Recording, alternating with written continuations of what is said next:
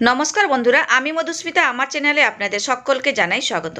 বন্ধুরা কেমন আছেন? আশা করছি সবাই ভালো আছেন, সুস্থ আছেন। তো বন্ধুরা, আজকে দুপুরবেলা ভাতের সাথে খাওয়ার জন্য বানিয়ে নিলাম দুটো ফাটাফাটি রান্না। এক হচ্ছে আলু পেঁপে দিয়ে কাতলা মাছের পেটির ঝোল, তার সাথে বানালাম ইলিশ মাছের মাথা দিয়ে থোড় ভাজা। আর থোড় ভাজাটা না থোড়টা কেটে রেখেছিলাম দুদিন আগে, কেটে রেখে নুন টুন মাখিয়ে ফ্রিজে তুলে দিয়েছিলাম, করব আর করাই হচ্ছিল না। আর ওই থোড় ভাজার জন্যই ইলিশ মাছের মাথাটাও রেখে দিয়েছিলাম, দুটোই রাখা ছিল, তাই সময় হয়নি, করে উঠতে পারিনি।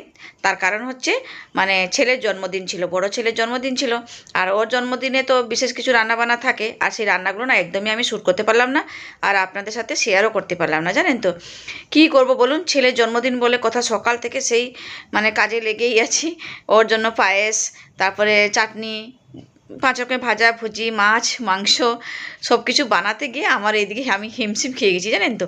আর একদম ভিডিও ক্লিপটা নিতে পারলাম না, তাড়াহুড়োর মধ্যে ছিলাম, তাই জন্য। যাই হোক, আর ও থড় ভাজাটাও ওই জন্য করতেই পারলাম না। থড়টা রেখে দিয়েছিলাম, কেটে কুটে নুন টুন মাখিয়ে রেখেই দিয়েছিলাম। যাই হোক, আজকে কী করলাম, ফ্রিজ থেকে বের করে ওটাকে ধোয়াধুয়ি করে একটু ওর জলটা চিপড়ে ফেলে দিয়ে তারপরে আমি রেখেছি ঝুড়ির মধ্যে। যাই হোক, চলুন আর রান্না বান্না তো শুরু করে দিয়েছি। আর ওর জন্য যে কাতলা মাছের পেটি এনেছিলাম, সেই পেটি ওর জন্য একটা মাছ ভেজে দিয়েছিলাম, আর 3 পিস ছিল। আর সেই 3 পিস মাছ কী করবো, আজকে ওই আলু পেঁপে দিয়ে একটুখানি ঝোল বানিয়ে দিচ্ছি। তো মাছটা তো ভেজে তুলে নিয়েছি, আর ওই তেলের মধ্যে একটুখানি জিরে ফোড়ন দিয়ে তাতে করে দিয়ে দিলাম আলু আর পেঁপেটা। ব্যাস, তারপরে নুন হলুদ যা যা দেওয়ার দিয়ে একটুখানি আলু আর পেঁপেটাকে হালকা মতো ভেজে নেব। তো আলু পেঁপে দিয়ে যে মাছের ঝোলটা বানাবো, তার জন্য একটা মশলা রেডি করব। আর নিয়ে নিয়েছি পেঁয়াজ রসুন আদা, সেটাকে কেটে কুটে নেব, তারপরে মিক্সিতে একটুখানি বেটে নেব। আর ফ্রিজে দেখলাম কাঁচা লঙ্কাটা ফুরিয়ে গেছে, কাঁচা লঙ্কাটা শেষ হয়ে গেছে। কী করবো, যাই হোক, আজকে একটুখানি শুকনো লঙ্কার গুঁড়ো দিয়ে এই মাছের ঝোলটা বানিয়ে দেবো। কিন্তু আমার একটুখানি কাঁচা লঙ্কা বেটে দিলে ঝোলটা যেন বেশি টেস্টি হয়। যাই হোক, নেই আর কি করা যাবে, ওই শুকনো লঙ্কার গুঁড়ো দিয়ে মাছের ঝোলটা বানিয়ে নেবো। আর জানেন তো, আজকে তো থোড় ভাজাটা বানিয়েছিলাম মাছের মাথা দিয়ে, কী যে খেতে হয়েছিল আর কি বলবো। জানেন, আমি যেভাবে বানিয়েছি আপনারা একবার ওইভাবে বানিয়ে খাবেন, ভালোই লাগে খেতে কিন্তু। আর একটুখানি সর্ষে বাটাও ছিল, আমি থোড় আর ইলিশ মাছের মাথা এগুলো সব রেডি টেডি করে রেখেছিলাম রান্নাবান্না করবো বলে। আর তার সাথে একটুখানি সাদা সরষেও বেটে ফ্রিজে তুলে রেখে দিয়েছিলাম, আমরা সময় মতো হলে একটু রান্নাবান্না করে নেবো। আর সময় কোথায় হচ্ছে, ছেলের জন্মদিন তো মাঝখানে পড়ে গেল, আর জন্মাষ্টমী ছিল, আর তার জন্য আমি আর রান্নাবান্না করতেই পারলাম না। যাই হোক, আজকে তো বের করেছি, আজকে রান্নাবান্না করে নেবো। আর আজকে দুপুরবেলা এই দুটোই রান্না করছি, কারণ আগের দিন তো একটু রিচ খাবার হয়ে গেছে, তাই জন্য আজকে একটুখানি হালকা পাতলা। আর ছেলের জন্য তো বানিয়ে ফেললাম একটুখানি 5 রকমের ভাজাভুজি, পায়েস, চাটনি, তারপরে ইলিশ মাছের ভাপা, চিকেন কারি। ও বললো, মা, আমি বলেছিলাম বাবা মটন নিয়ে আয়, ও নিজেই তার বাজার করেছে। ও বললো, মা আমি নিয়ে আসছি, তোমাকে আর যেতে হবে না। আমার তাই নিয়ে আয়। আর ওর বাবা তো অফিস বেরিয়ে গেছিলো, ওর বাবার সময় হলো না, তাই জন্য ছেলেই গিয়ে নিজেই ওর পছন্দের মতো সব কিছু বাজার করে নিয়ে এসেছে। আর ওর জন্য এই সব কিছু রান্নাবান্না একটুখানি করে দিয়েছিলাম। তাই আমি ভাবলাম অতিরিক্ত তো রিচ খাবার খাওয়া হয়েছে, তাই আজকে একটুখানি হালকা পাতলা করি। আর চিকেন কিছুটা ছিল, ছেলে বললো, মা আমার জন্য একটুখানি স্টু করে দেবে, তাই ওর জন্য একটুখানি স্টু করে রেখে দিয়েছি। যাই হোক, ও একটু চিকেনটা খেতে বেশিই ভালোবাসে মটন তুলনায়। আর আমাদের এইদিকে বানিয়ে দিলাম একটুখানি মাছের পেটি দিয়ে ঝোল আর থোড় ভাজা। আর ছোটোটাও একটুখানি স্টু খেয়েছিল, আর আমি এই মাছের ঝোল আর ওই থোড় ভাজা দিয়ে খেলাম। হেভি লাগছিলো খেতে। আর দুপুরবেলা যখন ভাত খেলাম তো খুব তৃপ্তি করে কিন্তু খেয়েছি। আর বিশেষ করে মাছের ঝোলের থেকে আমার যেন মনে হলো খুব রান্নাটা ভালো হয়েছে থোড় ভাজাটা, যেহেতু ইলিশ মাছের মাথা দিয়েছি। আর ইলিশ মাছের গন্ধতেই তো আমার যেন এক থালা ভাতই এমনিতেই শেষ হয়ে গেল। যাই হোক, এদিকে দেখুন কথা বলতে বলতেই আমার মাছের ঝোলটাও রেডি সেডি হয়ে গেল। যা যা মশলা দেওয়ার সব কিছু দিয়ে মশলাটা ভালো মতো কষে নিয়ে তারপরে জল দিয়ে, আর এদিকে মাছের ঝোলটাও পুরোপুরি রেডি হয়ে গেছিলো। মাছের ঝোলটাও ভালো হয়েছিল, কিন্তু আমার জন্য বেশি ভালো লাগলো থোড় ভাজাটা। যাই হোক, একটুখানি ইলিশের গন্ধ ছোঁয়া লেগেছে না, তাই জন্য। চলুন, মাছের ঝোলটা তো নামিয়ে ফেলেছি, এরপরে থোড় ভাজাটা রান্না করব। তার আগে একটুখানি কড়াইটা ভালো মতো করে ধুয়ে নিলাম। আর এই যে দেখুন, জলটা চেপে চেপে নিয়েছি, পুরো কালো হয়ে গেছে। আমি প্রথমে ভাবলাম থোড়টা মনে হয় এমন টেস্ট লাগবে না, না খেতে কিন্তু বেশ ভালোই লাগছিল। আর এই দিয়ে দেখুন মাছের ঝোলটা কেমন হয়েছে অবশ্যই কিন্তু কমেন্টস করে জানাবেন। বেশ, এইদিকে কড়াইতে তেলটা দিয়ে দিয়েছি, তেলটা গরম হয়ে গেছে। আর তেল গরম হয়ে যাওয়ার পর ভেজে নিলাম ইলিশ মাছের মাথাটা, নুন হলুদ মেখে আগে থেকে রেখে দিয়েছিলাম, তো সেটাকে একটুখানি ভেজে নিলাম। আর লাল লাল করে ভেজে একটুখানি তুলে নেব, তারপরে রান্নাটা করব। ওই সর্ষে বাটা যে একটুখানি বেটে রেখেছিলাম, ওই সর্ষে বাটাটা দিয়েই রান্না করব, জল ছাড়াই রান্না করব। আর জল ছাড়া রান্না করেছিলাম বলে না বেশি খেতেই ভালো লাগছিলো। আমি আর আলু দিলাম না, যেহেতু আমরা দুজন খাবো, বাচ্চারা তো খাবে না, যেহেতু ইলিশ মাছের মাথা একটুখানি কাঁটা টাঁটা আছে, বাচ্চারা খেতে চাইবে না।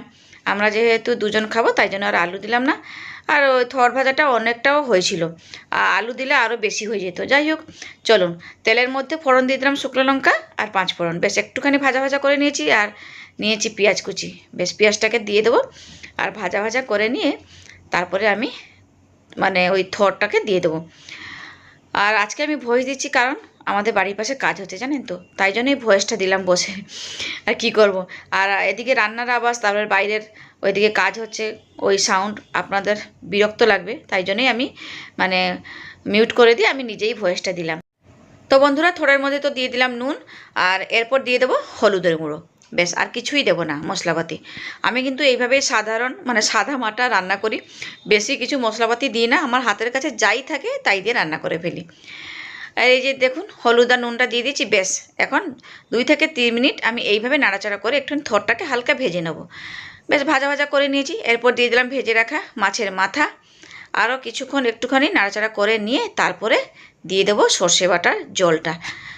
একটুখানি সর্ষে বেটে রেখেছিলাম, সাদা সর্ষে, তো একটুখানি জলের মধ্যে গুলিয়ে রেখেছি, তো সেই জলটাকে দিয়ে দিলাম। একটু সর্ষে বাটা দিলাম, মানে ভালো লাগবে খেতে, না দিলেও চলতো, না দিলেও এমনি ভাজা ভাজা করে নিলেও ভালো লাগতো। যাই হোক, এরপর একটুখানি দিয়ে দিলাম চিনি। আর আমার সব রান্নাতে দেখেন তো চিনিই দিই, চিনি ছাড়া আমি যেন রান্নাই করতে পারি না। মানে যে তরকারিতে চিনি দেওয়ার প্রয়োজন হয় সেই তরকারিতে আমি একটুখানি চিনি দিয়ে দিই। ব্যাস মিশিয়ে নিয়েছি, আর এই যে দেখুন ভালো মতো মিশিয়ে নিয়েছি। চলুন এরপরে ঢাকা দিয়ে দেবো, আমি আর জল দেবো না কিন্তু। গ্যাসের ফ্লেমটাকে পুরো লো করে দিয়ে এখন ধিমি আঁচে রান্না করব, 5 থেকে 10 মিনিট বসে থাকুক না, সেই তার মধ্যেই আমার থর ভাজাটা হয়ে যাবে। এই যে দেখুন পুরো 10 মিনিট পর আমি চলে এসেছি, একদম জল দিইনি।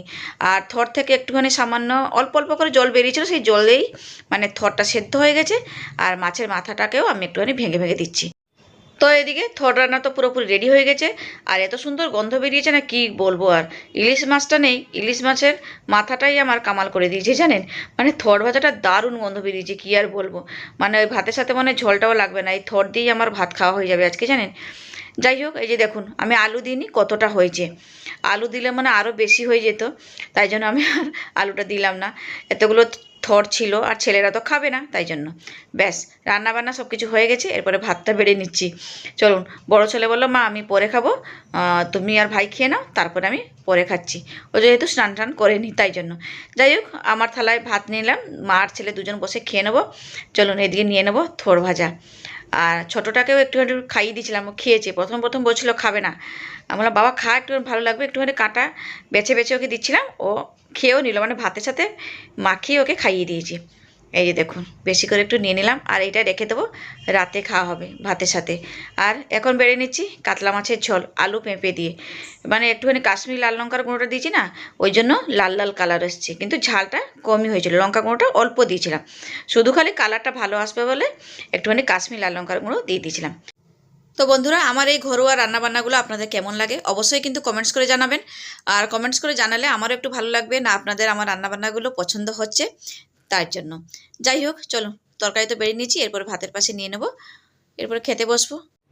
তাহলে বন্ধুরা, আজকের মতন এখানেই থাকলাম, আবার ফিরে আসবো এইরকমই নতুন নতুন ঘরোয়া রান্নাবান্না নিয়ে, মানে ডেলি যা আমি রান্নাবান্না করি সেই সব নিয়ে চলে আসবো। তাহলে আজকের মতন থাকলাম, টাটা।